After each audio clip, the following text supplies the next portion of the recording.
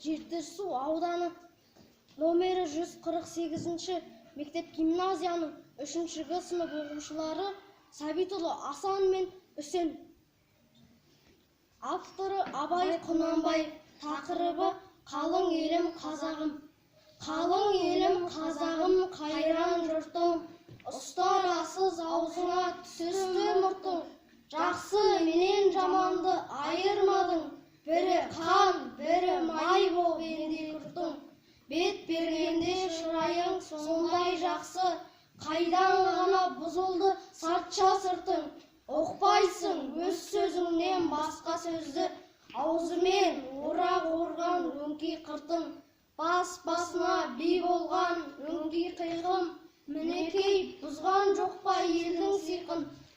Өздеріңді түзелер дей алмаймын, өз қолынан кеткен соң енді өз ырқың.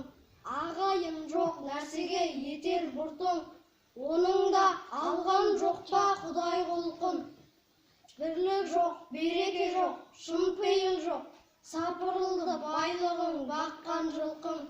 Баста ми, қолда малға талас қылған, көш насқан күндестік боздас шықын. Ұғындырар кісіге кез келгенде, пұш-пұш демей қалама ол да сыртын.